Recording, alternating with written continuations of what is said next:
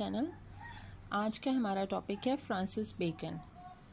तो Francis Bacon was born on 22 January 1561 in York House Strand, London में। ठीक है, पैदा हुआ था। And he died on 9 April 1626 in Highgate, London. अच्छा, Francis Bacon was a philosopher, an essayist, and a statesman, and also a first Viscount. And Francis Bacon was also known as Lord Verulam, Verulam. ठीक है, is known as Lord Verulam. He was appointed as an Attorney General of England, and also held the position of Lord Chancellor of England.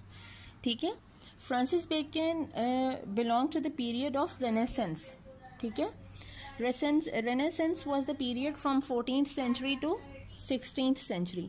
ठीक है, Renaissance means rebirth, revival, renewal, regeneration. ठीक है, इस period में हुआ क्या कि इस पीरियड में it was a period of transition from Middle Ages to modernity, and the things changed in this period. Either it's cultural, political, artistic, economic, astrological, science or maths. Everything becomes change. 5 main characteristics of Renaissance are positive willingness to learn and explore. Second characteristic was humanism, the nobility of man, right? And the third characteristic was mastery of linear perspective. ठीक है, and the fourth characteristic was secularism emerged, secular हो गए थे. ठीक है, and the fifth characteristic was rebirth of naturalism. हुआ ये कि ये आर्ट था, ये साइंस, या जो भी मतलब पोइट्री थी आपकी, या पेंटिंग थी, या साइंस थी, हर चीज़ में लोग ज़्यादा लिबरल हो गए, सेक्युलर हो गए. मतलब वो जो एक रिलीजियस रिस्ट्रिक्शंस थी आपकी, जो एक आप रिलीजन पे बहुत ज़्यादा डिपेंड करते थे, आपकी वो चीज़ कम हो गई.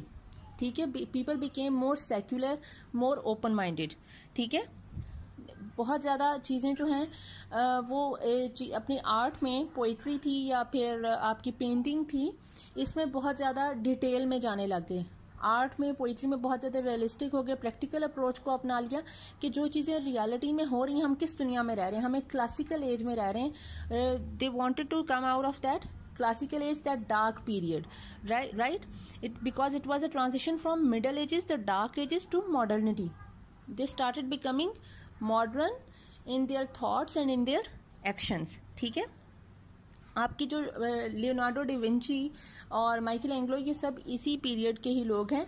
और इन्होंने जब पेंटिंग्स अपनी स्टार्ट की तो ये बहुत ज़्यादा जो टाइनीएस्ट डिटेल्स भी बॉडी की थी या इफेक्ट्स ऑफ लाइट्स थे, उनको भी ये पेंट करने लग गए. ठीक है, मतलब ये काफ़ी ज़्यादा रियलिस्टिक हो गए, काफ़ी ज़्यादा रियलिटी आ गई चीज़ों में. ठीक है, अब अगर हम how Francis Bacon was a modern figure, ऐसे क्वेश्चन आता है, तो उसमें सबसे जो बेहतर होती है कि रेनेसेंस जो है ये एक मॉडर्निटी का पीरियड था. ठीक है, मॉडर्न एज थी, तो बेकन पे इस चीज़ का बहुत ज़्यादा असर था. अब मॉडर्न पीरियड के, रेनेसेंस के, he is the man of renaissance, तो उसके अंदर ये सारी क्वालिटीज़ उसके वर्क में आपको नज़र आती हैं. He has a humanistic view, he works on natural philosophy, right? He has a scientific thought in his works. ठीक है,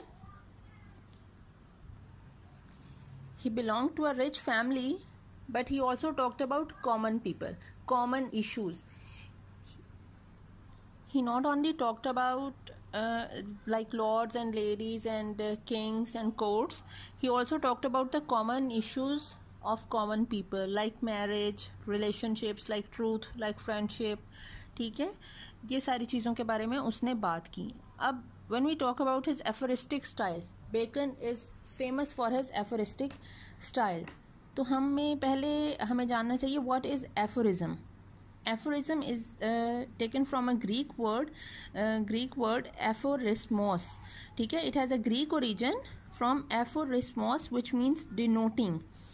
Aphoristic style means, aphorism means a short, compact and condensed sentence expressing some kind of truth.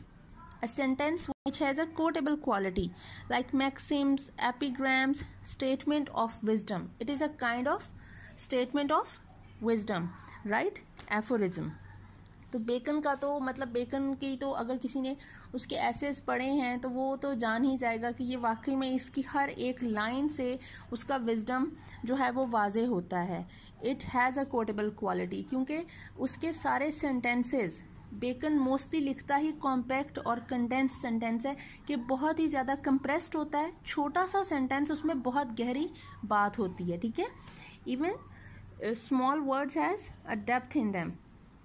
अब अगर हम उसकी दो तीन अगर हम उसके ले लेते हैं, लाइंस ले लेते हैं, which has a quotable quality and which shows his aphoristic style.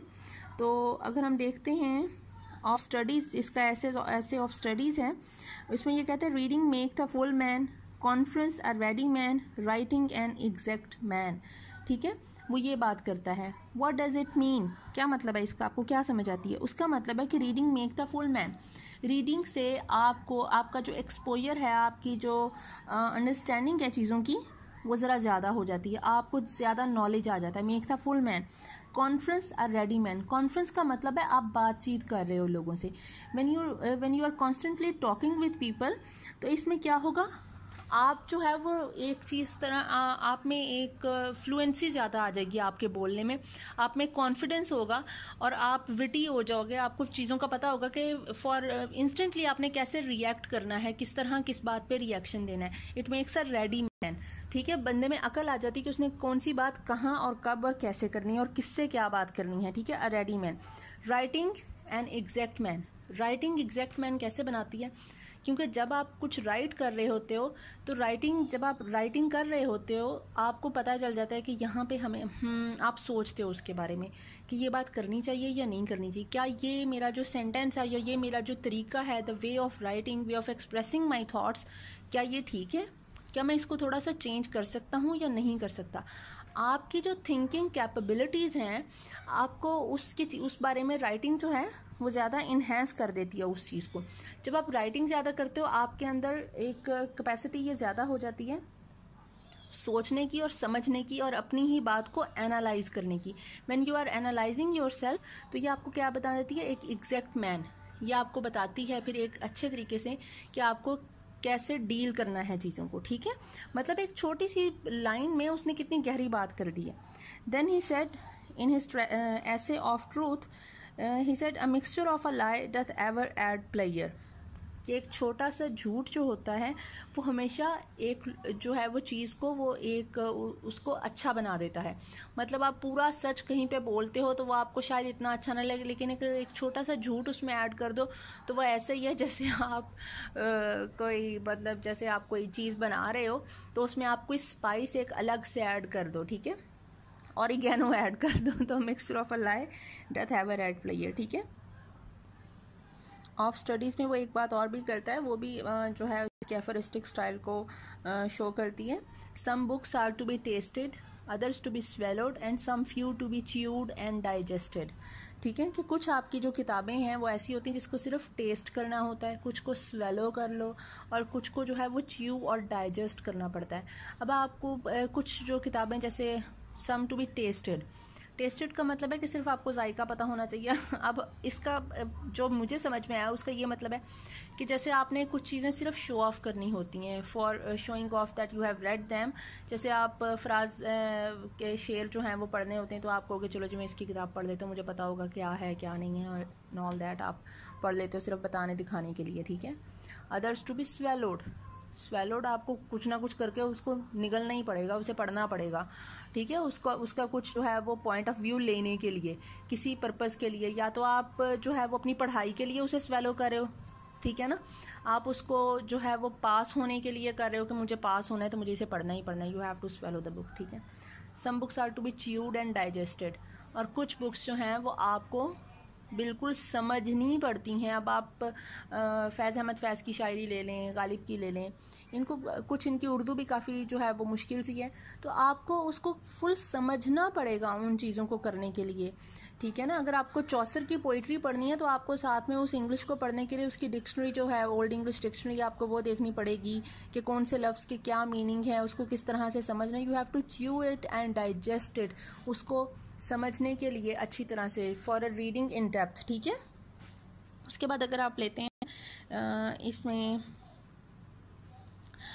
ऐसे जो है इसका एक, उसमें ये कहता है but it is not of truth, जो है इसका ऐसे है उसमें ये कहता है but it is not the lie that passed through mind but the lie that sinked in and settled in it that doth the hurt.